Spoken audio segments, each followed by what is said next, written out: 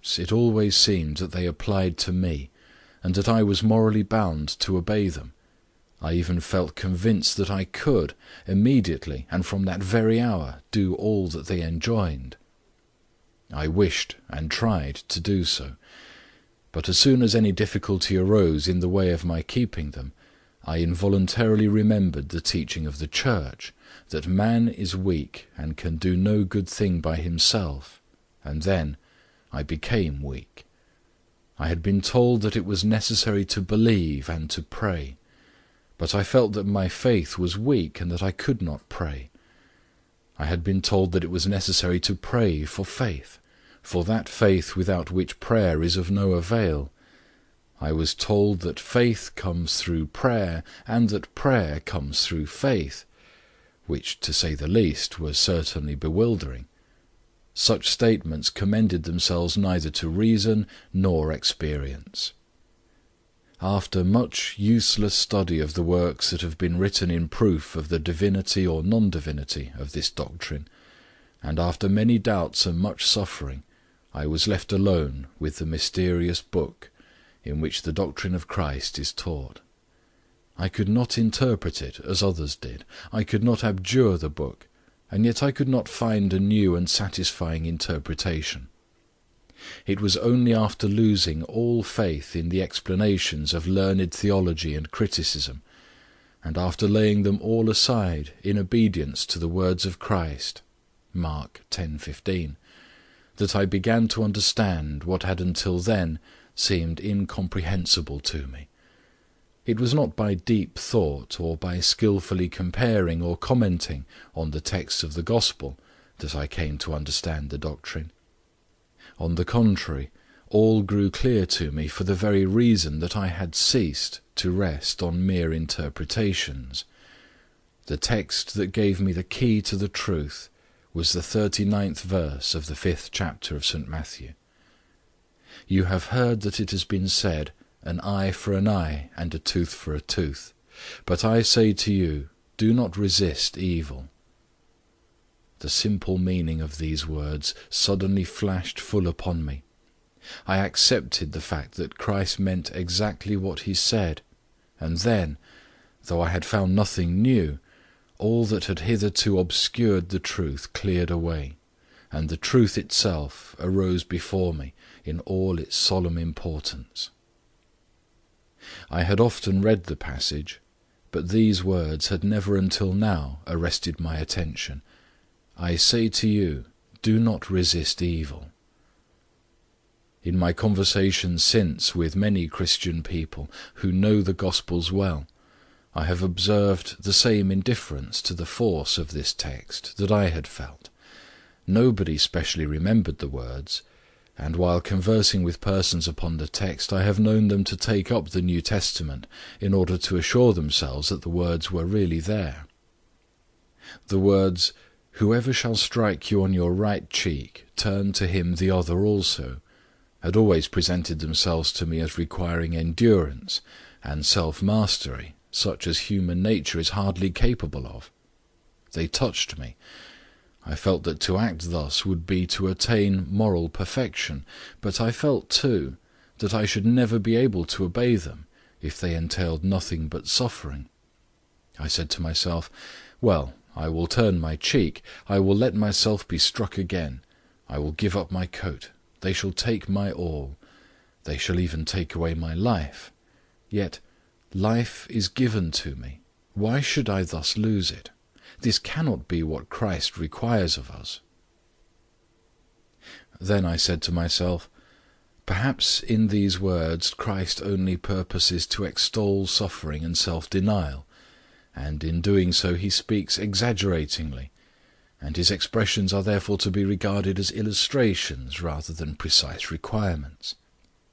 But as soon as I comprehended the meaning of the words, "Do not resist evil," it became clear to me that Christ does not exaggerate, that he does not require suffering for the mere sake of suffering, and that he only expresses clearly and definitely what he means.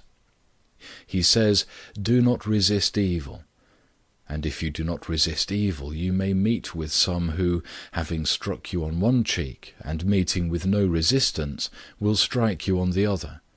After having taken away your coat, will take away your cloak also. Having profited by your work, will oblige you to work on, will take and will never give back. Nevertheless, I say to you, do not resist evil. Still do good to those who even strike and abuse you. Now I understood that the whole force of the teaching lay in the words, do not resist evil, and that the entire context was but an application of that great precept. I saw that Christ does not require us to turn the other cheek and to give away our cloak in order to make us suffer, but he teaches us not to resist evil and warns us that doing so may involve personal suffering. Does a father, on seeing his son set out on a long journey, tell him to pass sleepless nights, to eat little, to get wet through, or to freeze? Will he not rather say to him, go, and if on the road you are cold or hungry, do not be discouraged, but go on? Christ does not say, let a man strike your cheek and suffer, but he says, do not resist evil. Whatever men may do to you, do not resist evil. These words, do not resist evil, or the wicked man, thus apprehended, were the clue that made all clear to me, and I was surprised that I could have hitherto treated them in such a different way. Christ meant to say, whatever men may do to you, bear, suffer, and submit, but never resist evil. What could be clearer, more intelligible, and more indubitable than this? As soon as I understood the exact meaning of these simple words, all that had appeared confused to me in the doctrine of Christ grew intelligible. What had seemed contradictory now became consistent, and what I had deemed superfluous became indispensable. All united in one whole, one part fitting into and supporting the other, like the pieces of a broken statue, put together again in their proper places. This doctrine of non-resistance is commended again and again in the Gospels. In the Sermon on the Mount, Christ represents his followers, i.e. those who follow this law of non-resistance, as liable to be persecuted, stoned, and reduced to beggary. Elsewhere he tells us that the disciple who does not take up his cross, who is not willing to renounce all, cannot be his follower, and he thus describes the man who is ready to bear the consequences that may result from the practice of the doctrine of non-resistance. Christ says to his disciples, be poor, be ready to bear persecution, suffering, and even death, without resisting evil. He prepared for suffering and death himself, without resisting evil.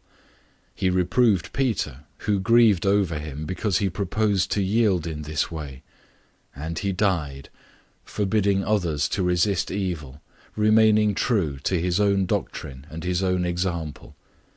All his first disciples obeyed the same law of the non-resistance of evil, and passed their lives in disability and persecution.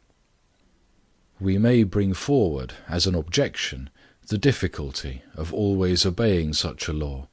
We may even say, as unbelievers do, that it is a foolish doctrine, that Christ was a dreamer, an idealist who gave precepts that are impossible to follow. But whatever our objections may be, we cannot deny that Christ expresses his meaning most clearly and distinctly, and his meaning is that man must not resist evil. He who fully accepts his teaching cannot resist evil. End of chapter 1.